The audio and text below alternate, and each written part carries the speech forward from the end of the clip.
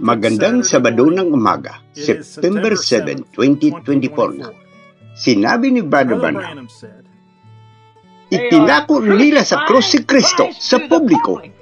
Kinukuha mula sa kanila ang bagay na dapat nilang ibigay sa kanila at pinalitan nila ang ibang bagay sa lugar nito. O kayang mahalaga na marinig ang tinig ng Diyos sa oras na ito, ang punong pastol na si Jesus Kristo habang nagsasalita siya sa pamagitan ng labi ng kanyang pinili, kapatid na William Marion Branham na inyong pastor. Narito ang aking kapatid sa Ebanghelyo, kapatid na Joseph Branham. Ang mga agila ay nagtitipon sa liham mula sa Branham Tabernacle sa Jeffersonville, Indiana. Minamahal na Branham Tabernacle, napakapalad ng ating mga mata para makita nila. Napakapalad ng aming mga tainga para marinig nila. Ang mga propeta ay matuwid na tao, ay nagnanais na makita at marinig ang mga bagay ng aming nakita at narinig, ngunit hindi nila ginawa. Pareho nating nakita at narinig ang tinig ng Diyos. Pinili ng Diyos mismo na isulat ang kanyang Biblia sa pamagitan ng kanyang mga propeta. Ang Diyos mismo ay pinili din na iayag ang lahat ng kanyang mga lihim sa huling panahon sa kanyang nobya sa pamagitan ng kanyang propeta. Ito ay kanyang mga katangian, kanyang ipinahayag na salita na ginagawa itong lahat na bahagi niya. Nang dumating ang ating kapanahunan, ipinarating niya ang kanyang propeta sa parehong oras. Siya ay nagbigay inspirasyon sa kanya at nagsalita sa pamagitan niya. Ito ay kanyang itinalaga at naglaan ng paraan para gawin ito. Tulad ng Biblia, ito ay salita ng Diyos at hindi salita ng tao. Dapat tayong magkaroon ng isang absolute, isang ultimate, ang huling salita. Ang ilang mga tao ay nagsasabi na ang Biblia ay kanilang absolute. Hindi ko na ano ang sinasabi sa mga tape. Para iba ang sinasabi nila. Napakaganda kung paano itinago ng Diyos ang tunay na kapahayagan ng kanyang salita mula sa napakarami. Ngunit inihayag ito at ginawa ito napakalinaw sa kanyang nobya. Ang iba ay sadyang hindi mapigilan. Sila ay nabulag at walang kumplitong pahayag ng inihayag na salita ng Diyos. Ang Diyos ay nagsalita sa kanyang salita, Biblia, sa pamagitan ng kanyang propeta, at sinabi sa atin ang Diyos na sa iba't ibang panahon at sa iba't ibang paraan ay nagsalita noong nakaraan sa mga magulang sa pamagitan ng mga propeta. Kaya naman isinulat ng mga propeta ng Diyos ang Biblia.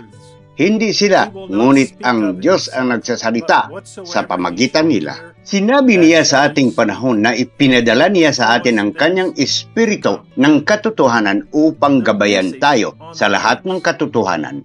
Hindi siya magsasalita tungkol sa kanyang sarili, ngunit ang anumang kanyang marinig ay kaniyang sasalitain at kanyang ipahayag sa atin ang mga bagay na darating.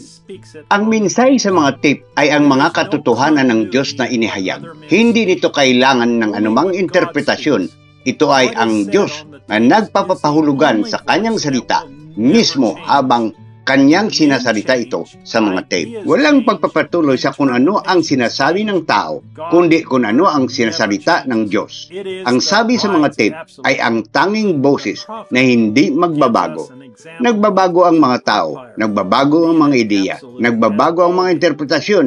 Ang salita ng Diyos ay hindi nagbabago. Ito ay ang absolute ng nobya. Ang propeta ay nagbibigay sa atin ng isang halimbawa ng isang umpire na ganap sa isang ballgame. Ang kanyang salita ay pangwakas. Hindi mo ito matatanong kung ano ang sinasabi niya. Iyon na, period. Ngayon, ang umpire ang isang rulebook na dapat niyang lampasan.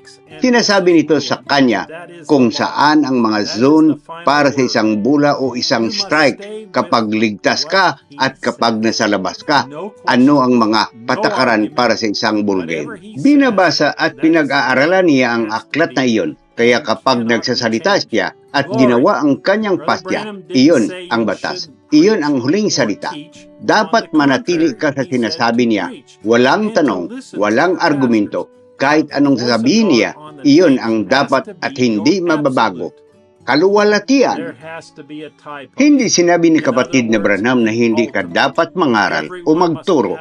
Sa kabaliktaran, sinabi niya na mangaral at makinig sa inyong mga pastor. Ngunit ang tinig ng Diyos sa mga tape ay dapat na inyong ganap. Kailangan mayroon typos sa madaling salita, isang panghuli. Ang bawat tao ay dapat magkaroon ng pangwakas na iyon. Ito ang huling salita. Ang Diyos ay naglaan lamang ng isang lugar para makuha iyon. Ang tinig ng Diyos sa mga tape. Ito ang banal na interpretasyon ng salita ng Diyos. Ito ang panghuling salita. Ang Amen. Ganito ang sabi ng Panginoon. Si Jesus mismo ang nagsabi na tinatawag natin silang mga Diyos na nagsasalita ng kanyang salita at sila ay mga Diyos. Sinabi niya na ang mga propeta ay pinahira ng Espiritu ng Diyos. Eksaktong dinala nila ang salita ng Diyos. Ito ay salita ng Diyos na nagsasalita sa pamamagitan nila. Kaya naman, napakatapang ng ating propeta. Siya ay pinakilos ng Espiritu Santo na magsalita na hindi nagkakamali na salita ng Diyos. Pinili siya ng Diyos para sa ating kapanahunan. Pinili niya ang mensahe na kanyang sasabihin, maging ang kalikasan ng ating propeta at kung ano ang mangyayari sa ating kapanahunan. Ang mga salita ng kanyang binigkas, ang paraan ng kanyang pagkilos, nagbubulag sa iba ngunit buksan ang aming mga mata. Binihisan pa siya nito ng uri ng damit na suot niya, ang kanyang kalikasan, ang kanyang ambisyon, ang lahat sa paraang kailangan niya. Siya ay perpektong pinili para sa atin, ang nobya ng Diyos. Kaya naman kapag nagsasama tayo, ito ang boses na una nating gustong marinig. Maniniwala kami na maririnig namin ang purong salita na binibigkas mula sa piniling mensahero ng Diyos. Alam naming hindi iyon nakikita o naiintindihan ng iba. Ngunit sinabi niya, nakikipag-usap siya sa kanyang kongregasyon lamang. Wala siyang pananagutan sa ibinigay ng Diyos sa iba pang pastor. Pananagutan lang niya kung anong klaseng pagkain ang ipapakain niya sa amin. Kaya nga sinasabi natin na tayo ang Branham Tabernacle. Dahil sinabi niya ang mensahe ay para lamang sa kanyang mga tao sa tabernakulo, ang munting kawan na gustong kumuha at makinig sa mga tape. Siya ay nagsasalita sa kung ano ang ibinigay ng Diyos sa kanya upang mamuno. Sabi niya, kung gusto ng mga tao nga mag-hybrid ng pagkain at mga bagay-bagay doon, kunin ang paghayag mula sa Diyos at gawin kung ano ang sinasabi ng Diyos na gawin mo. Gagawin ko ang parehong bagay. Ngunit ang mga mensaheng ito sa mga tape ay para lamang sa simbang ito. Napakasimpleng ginawa niya para sa kanyang nobya na makita at marinig ang tinig ng Diyos at sundin ang kanyang mga tagubilin. Kung gusto mong samahan kaming marinig ang boses na iyon, sabay-sabay kaming makinig ngayong linggo alas 12 ng tanghali, oras ng Jeffersonville sa 65-0822 M. Si Kristo ay nahahayag sa kanyang sariling salita. Kung hindi ka makakasama sa amin, hinihikayat kitang pakinggan ang mensaheng ito hanggat maaari. Brother Joseph Branham.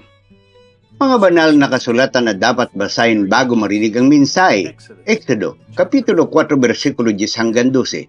Isaias, Kapitulo 53, versikulo 1 hanggang 5. Jeremias, Kapitulo 1, versikulo 4 hanggang 9. Malakias, Kapitulo 4, versikulo 5. San Lucas, Kapitulo 17, versikulo 30. San Juan, Kapitulo 1, versikulo 1. At San Juan, Kapitulo 1, versikulo 14. San Juan, Kapitulo 7, versikulo 1 hanggang 3. San Juan, Kapitulo 14, versikulo 12. At San Juan, Kapitulo 15, versikulo 24. Kapitulo 16, versikulo 13. Galacia, Kapitulo 1, versikulo 8. Pangalawang Timoteo, Kapitulo 3, versikulo 16 hanggang 17. Hebreo, Kapitulo 1, versikulo 1 hanggang 3. At Hebreo, Kapitulo 4, versikulo 12. At Hebreo, Kapitulo 13, versikulo 8. Pangalawang Pedro, Kapitulo 1, versikulo 20 hanggang 21. Pahayag, Kapitulo 1, versikulo 1 hanggang 3. At Pahayag, Kapitulo 10, versikulo 1 hanggang 7. Pahayag, Kapitulo 22, versikulo 18 hanggang 19. Tingnan o pagbasa sa YouTube ng mga kasulatan bawat linggo.